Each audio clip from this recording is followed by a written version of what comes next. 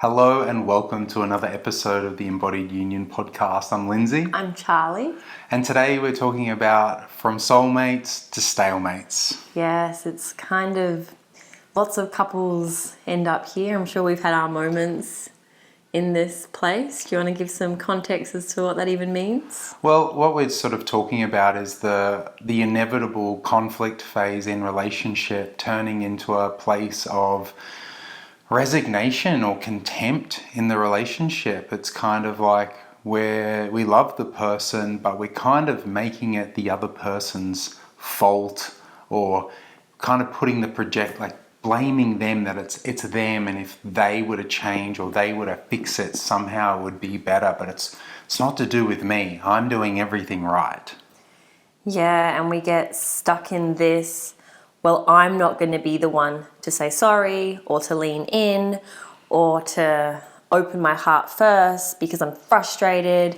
And couples then just end up in like this gridlock, this emotional gridlock where neither is willing to be the one to make the move. And so like you can get stuck here for a really long time, and it's a really painful place to be. And I will just name, I said right at the beginning that we have our moments here, but we actually don't do this. No. And it probably is because I am more anxious and I just can't sit in, we're not speaking. Like that is just not, we have our conflict, but that actually is not what we do. Because I couldn't. No, and I think, to be fair for myself is I might have done this in the past, and I think maybe you might have done some version of this in the past, perhaps. I'm not sure. I think I have done it with you, but not to some long, drawn out, we're not talking for days. Like it might be a couple of hours where I'm just stuck in my mad and sad, but I can't imagine it ever going on days, then weeks, then months. It's months, and we're like ships in the night, and we just... Years of it. And that's the thing. It can go on for years when couples just, one, don't have the skills of self-responsibility and awareness, and two, the relational skills of like repairing. And they get stuck.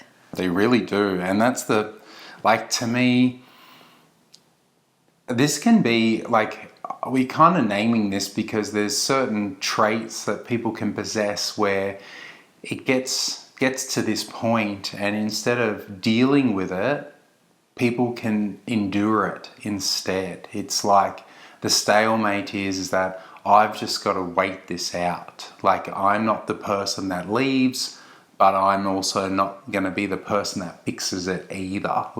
Or I've tried and I've tried and I've tried, and now I'm like, no, I'm not doing this. If they want to, they will.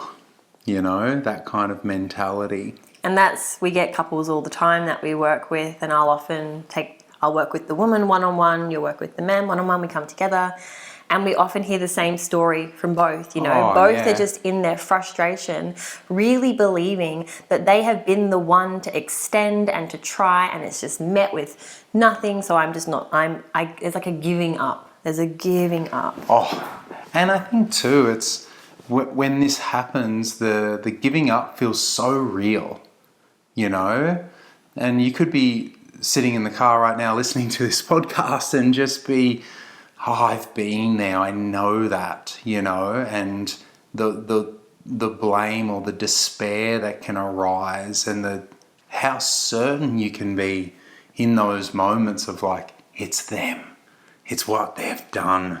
And it might be true. Your partner might have done things that are really find it hard to come back from or to repair. And then it becomes the conversation of what to do about it. Yeah, I think the first thing that I would want to speak to in the what to do about it is, because this is what I do with women. I would get women, they come to me and they're frustrated, they've tried and there's like a giving up. And I get to remind them, and I get to remind myself that we keep leaning in and we keep saying sorry and we keep taking our sword down and we keep opening our heart, not for the other person. It's actually when we think we're doing it for them, then it's like, I'm not doing that anymore. And there's like a limit on how willing we are. But when we realize that we're actually doing that for us because we want to be the woman that chooses love over fear, we want to be the woman that is in service to the relationship and to love, then there's no limit on how many times we're willing to be the one. And yes, it can be frustrating if you feel like your partner is consistently meeting you with reactivity or rejection, or his heart is closed, but that actually is still no reason for you to close. You know, it's like over time, if you consistently lean in with the sorry and I'm here and I'm going to be vulnerable and I'm being responsible, and he just will not meet you, then the question is not, do you stay open or closed? The question is this man in alignment with the kind of relationship I want? So that's the first thing I always share with women. It's just like, I hear that you're frustrated. I hear that you feel like you are the one to lead and go first and you're tired of it. And can you be the woman that chooses love over fear? I don't know if you say, like when you work with a man who's in the similar, let's flip it to the masculine, and he feels like he has tried and he has extended and he's coming to you with his give up energy. Do you kind of counsel something similar there, or is it a bit different? Yeah, well, usually the way that I sort of see it collectively is like, you know, if the thing around men is typically like, I'm not getting this right, or somehow I'm not good enough, or it's creating some type of like, you know, rupture that way. To me, it's more, how can I support this man in recognizing that maybe his partner does really honor him and see him for everything that he's doing, but maybe he's not able to communicate his needs to the depth of it being met properly. So it's like often I believe what I see often is there's an internal struggle in the man that he's not quite clear on what he needs. You know, he's kind of waiting for his partner to just bring that to him and nurture him in some way. Does that make sense? Yeah? And so, yeah, this part is like, I find this part, like, it's very different for each man. It's very different for each man. And I think the thing that I'm kind of hearing and like the line of inquiry it takes me down is we're working with the individual. Like it's so easy to be like, yeah, but my partner is the one closing his heart. He's the one showing up like this, da-da-da-da-da. And we just keep bringing it back to the individual that we're working with. Like, but what's actually going on for you? Yeah. You know, what is happening inside of you? And this can be hard to consider when you're so justified, but it's how are you also creating this? Oh, yeah. How are you a collaborator in what is playing out right now? Because it always takes two. Yes, your partner might be saying some shitty things or doing some shitty things, but in relationship, there's always the two. You know, we're always creating this together. And so one of the ways that we can just come out of resentment and blaming the other is just, how am I? What's happening for me? Yes. How am I creating this? And what's actually happening for me? Why is my sword up? Like, what is it? Like, when we can look through the lens of self-responsibility, it makes it so much easier to then get in the other person's shoes. Yes. You know what I mean? Oh, yeah. And I think that's so important and probably very difficult for a lot of people to do unless they've done some type of, you know, self-inquiry work before or have seen a therapist where they're really uncovering their own pattern and behavior inside of themselves. Because often it takes that level of awareness, quite a deep level of awareness to go, oh, this is a pattern that I do every time I'm in relationship. You know, this is a me thing. Yeah. Am I the common denominator in all of my relationships? Absolutely. And so, you know, in this, it's just like, oh, I actually do create this. Like, perfect example, let's say, is my partner says that he loves me, but he keeps being disrespectful. I feel disrespected by him. And we end up becoming almost in a relationship with the like feeling disrespected.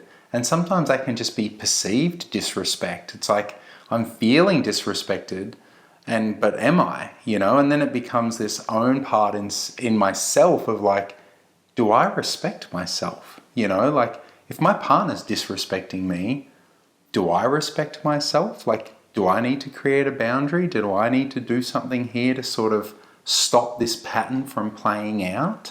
And I think that's so often the case of how can each individual take responsibility for their trigger of the thing that hurts them both and work on it and not make it your partner's responsibility to solve it for you, And if we can do that, then it's less about the other and it's more just about us as individuals. And that's why Charlotte and I, when we talk to couples, we really want to explain that there's a you, a me, and an us in the relationship. So sometimes this stalemate is just the two individuals' triggers just playing out, as often it does in relationship. That's what happens. Well, that's the design of relationship, It is to expose the deepest stuff. So if I live in the world of I'm not loved, I'm going to look for evidence for it everywhere, and I'm going to find it, and I'm going to think, you don't love me. And like, why are you not loving me? If you loved me, then you would do this. You'd say, I love you back when I say it, or you would message me a million times a day, or you would just like, I don't know. When you live in we're always seeing our partner and our relationship through a lens, and the lens is colored by the world that we live in. And if I took on as a child that my needs can't be met, I'm going to project that into my adult relationship. And it's like you're just playing a role in my crafted drama. I'm your paid actor. You're my paid actor. And it's just like we find the evidence to support the beliefs that we have. And these beliefs, we believe that these beliefs were formed in childhood. Often. So just say for a man, often what we hear is I am not appreciated, or I am not doing enough, or I cannot get this right. So he's also looking for the evidence for that. Yes. And a man who lives in that world will very likely unconsciously pick a woman who will criticize him and emasculate him and not appreciate him, because then he gets to confirm this belief. And he's also actively looking for evidence where they do that and not where they don't. And she's probably looking for the evidence that she's not loved, and we just buy into each other's drama, and we don't even know that we're doing it. And that's why we love the work that we do, because we're shining a light on like, okay, what's the lens and the belief that I brought into this relationship? Because that's how I'm creating this. Sometimes it's like, we ask you to reflect on how am I creating this, and you're like, I'm fucking not. Like, my partner is doing what he's doing, or not doing what he's doing, or saying or not saying what I want him to say. It's him. But it's like, we're looking through a lens. We have a belief. We have attracted in this person in this relationship to show us something about ourselves. And it can sometimes just be that, It's like, okay, I'm asking you, how did I create this partner that's cheated on me? That can be really hard. It's like, he cheated on me. I did not create this. I am the victim.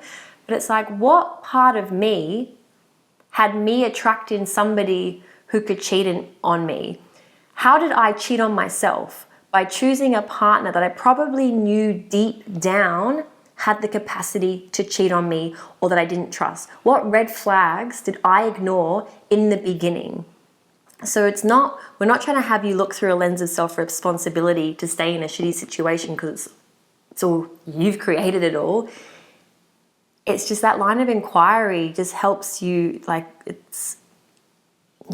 you get to use your stuff, your triggers for growth. Absolutely. And I think, this part of coming back to, how is this playing out? And this is the thing with the stalemate part of relationship that can occur is we're really waiting for the other person, because often we don't know how to fix it. We actually don't know how to repair. Often we get to this stage in relationship and this is how I believe how relationships used to go. A lot of the long-term relationships that used to exist would be, we're just going to stay together.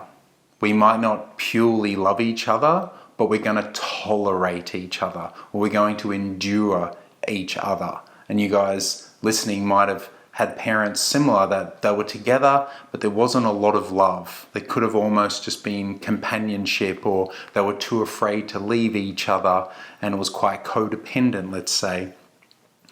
Or we get to this point of, well, you know what?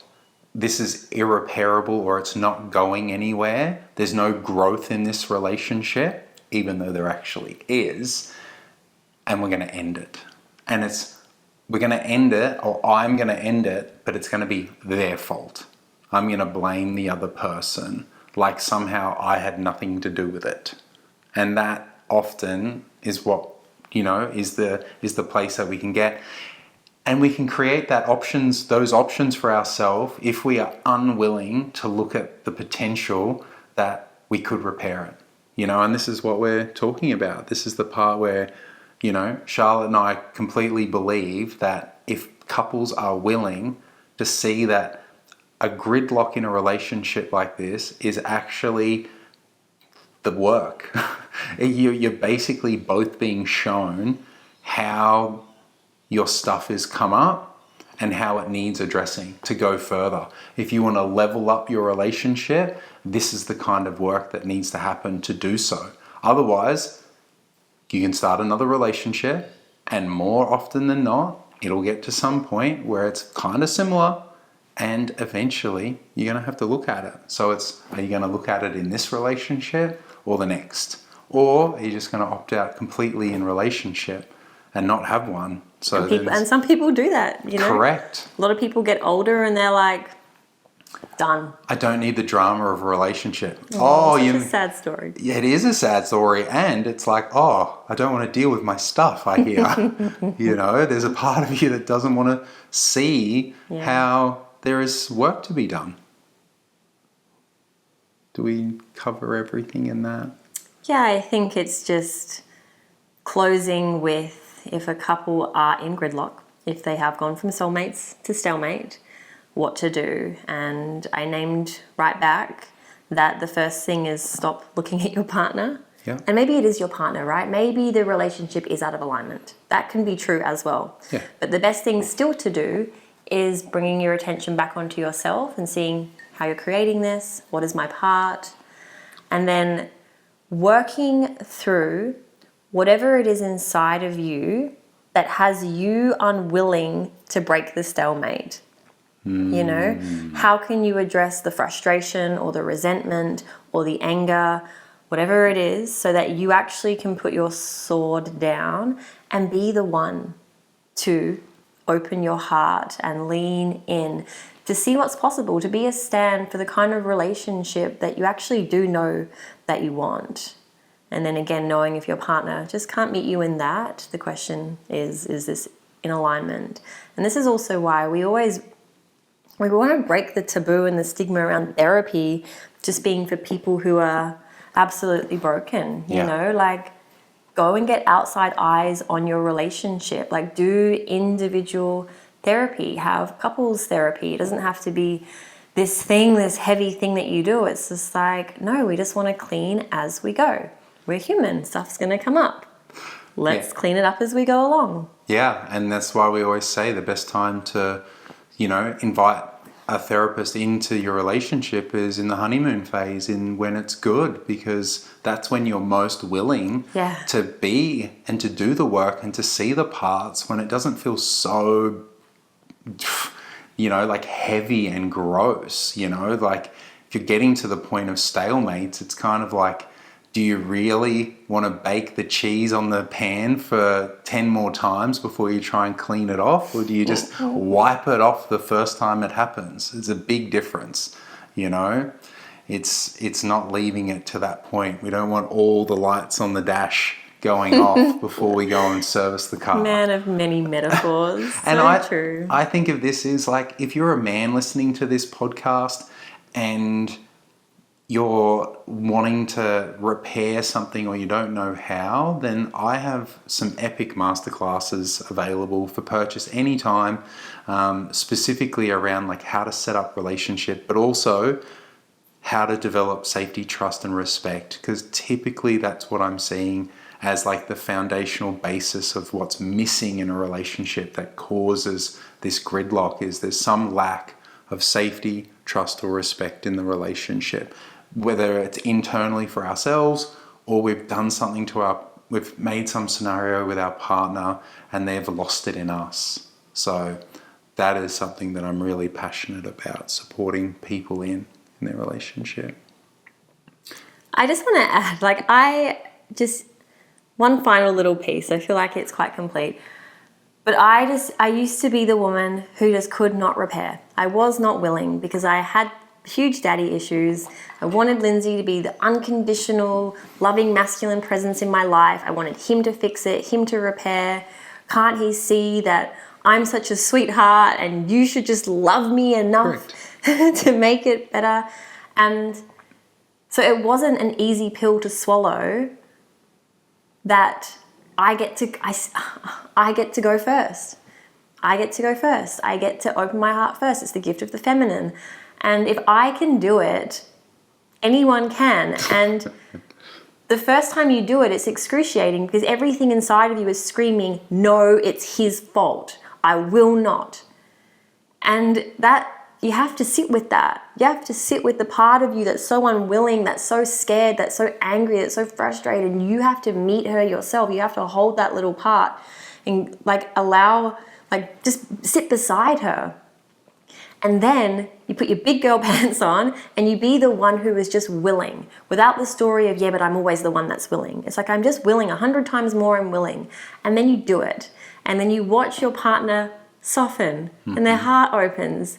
Oh, it makes me emotional. It's like, there's just something that happens. And then it's just like, oh, it's to be like this.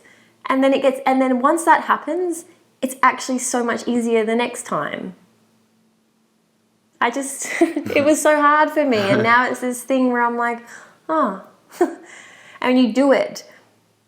You don't follow the habitual path, which is to shut down and close. That's easy. That's so easy to do. It's what we've done 100 times. Everything is screaming at us to do that. Yes. And we have this courage to not. And then it's excruciating, but we don't. And we have the different experience. And then a new neural pathway is formed in your system. Something lights up. And then it just gets easier and easier and easier. And that is when you become powerful in relationship. Just wanted to add that. I love that. I love that. If women are listening to this and want to work with Charlotte, smart choice. Absolute smart choice.